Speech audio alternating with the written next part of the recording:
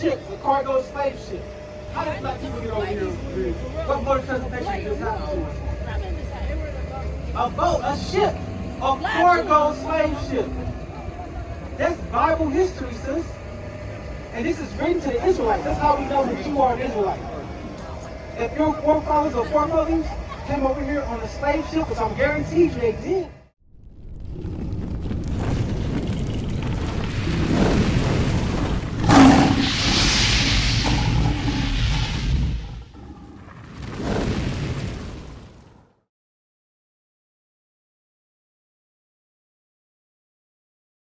You're going to implement that. Faith and action equals works, right?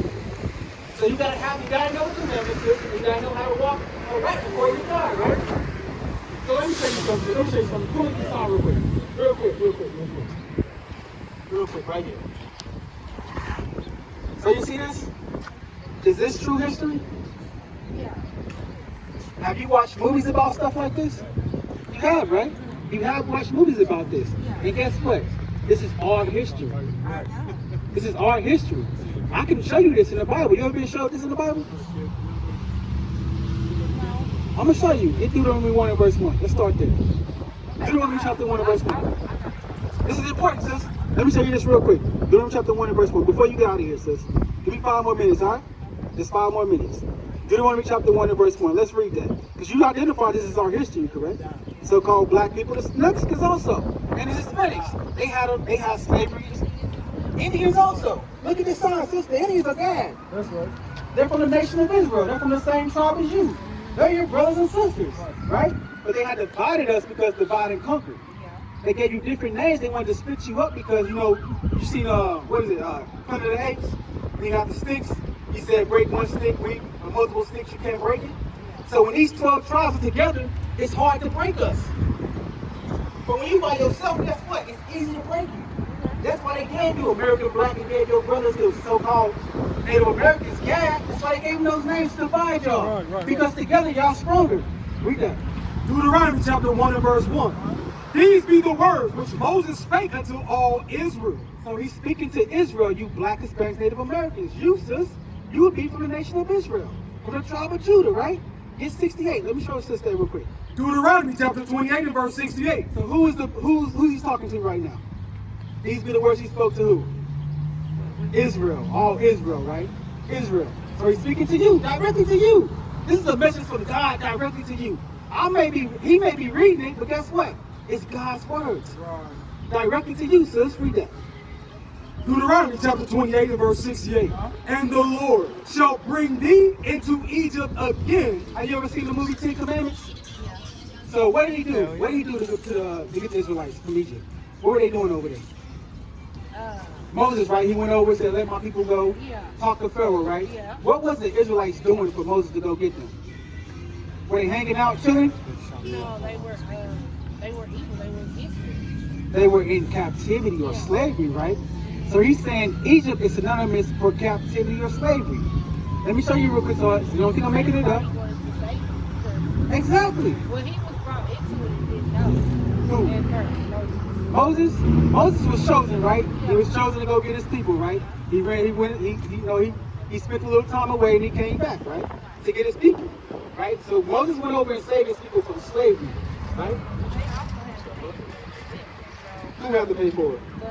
The other one. You're right. Every nation's gonna have to pay for it. Let me show you this, sis. The people that right now charging you for water, rent, and things like that, they gonna pay for that too. After you keep the commandments. After you keep the commandments. The same way that Moses went over and got those Israelites from Egypt during that time, the Lord's gonna come to get you from this Egypt. After you keep the commandments. After you keep the commandments, sis, let me show you what Egypt means. Deuteronomy Exodus chapter 20 and verse 2. I am the Lord thy God, which have brought thee out of the land of Egypt, out of the house of bondage. Egypt is synonymous for bondage. So when we go back to Deuteronomy 28 and 68, Deuteronomy chapter 28 verse 68.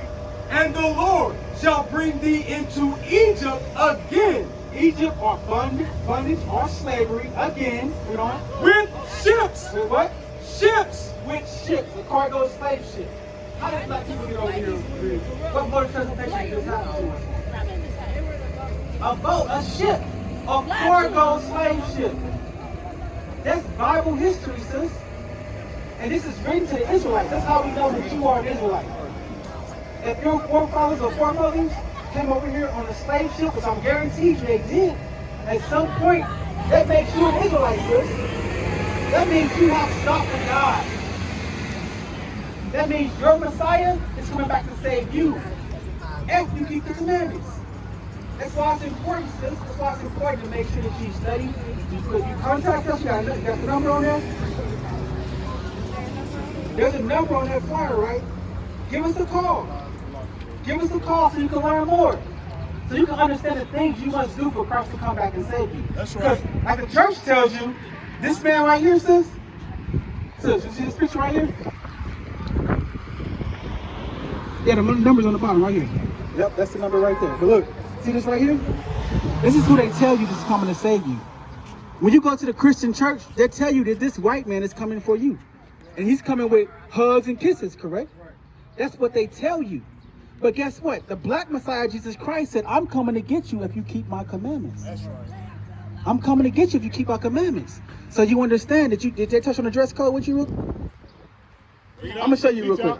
You gotta have this, sis. Deuteronomy 22 and verse 5. I can't let you go without this. Read that. Deuteronomy chapter 22 and verse 5. The woman shall not wear that which pertaineth unto a man. So let me ask you this, sis. Do you think we have a problem with black women and black men having conflict with one another? Bring it out. We do, right? You agree, sis? We have a problem. That is something in our community, black men and black women, we don't get along, right? But guess what? Why do you think that is? It's not right. It's not right? No, it's not. Okay. We're living in sin. A lot of people. You're right. We are living in sin. Teach your people. What about you, sis? Why do you think black men and black women have so much conflict towards one another? Because I think that's what we were in. We were pretty much, it's been ingrained in us that we go against each other. So that's why. I think that when I say they, I'm meaning the government, white people, I think they've emasculated our men so much, and they've emasculated us. Like we are very masculine. Exactly. And I don't think that's the way it should be. That's my personal opinion. Hey, check that flyer out, sister. You said they emasculated the women, right? Yeah, yes. The whole roles are flipped. Like They are. There's more feminine men than there are Let me show you why, sis. women. Let me show you why. Masculine women than there are masculine men, and I think that's Teach up. Let me show you why, sis. Let me ask you this. If I had on a dress, right? If I had on a skirt, or I had on some high heels, what type of actions would I have wearing that stuff? Bring it out. I'll be flicking my hair, talking sweet, smacking my gums, things like that, right? Because I have on women clothes. I'm trying to be a woman, right?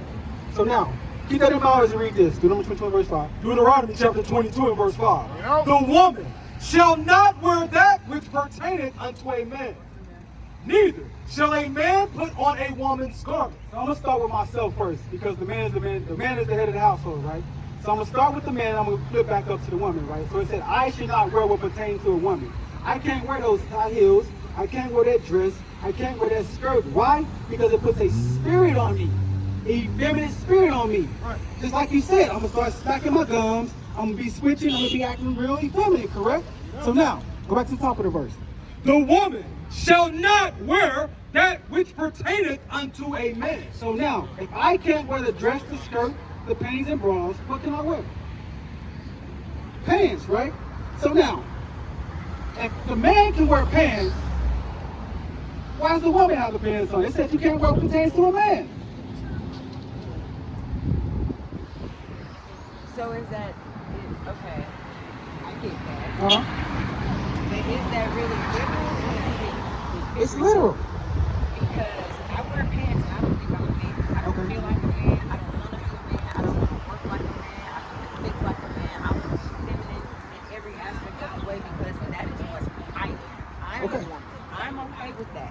I'm not for the new generation where everybody's doing everybody. I'm not that. I'm older, so I'm with my generation where a man is with a man and a woman is with a woman. Okay. So you say you want to be feminine, you want to be a woman, correct? So now, I'm gonna let you know now, get Psalm 64. I'm gonna show you something, sis, because there's times that you may not have picked up on it, because you may not have realized it, right? There's times that because you have on man's attire, that it put on a spirit on you, and you jumped into a man's role without even knowing it, right? So now, let me ask you this, sis. If you were, just be honest with me, right? Just be honest with me. There's a lot of men out here, right? There's a lot of men.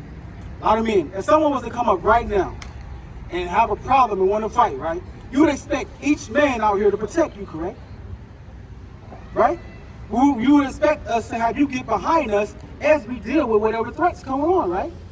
Because that would be ideal, right? That would be ideal. Now, let the same thing with God. God requires something of you for his protection. And guess what that is? It's to be in your women's attire. The God just said in the Bible that attire of man's pants is for men. If there's a man's attire and there's women's attire, he said pants is for men. Period. What is the nation?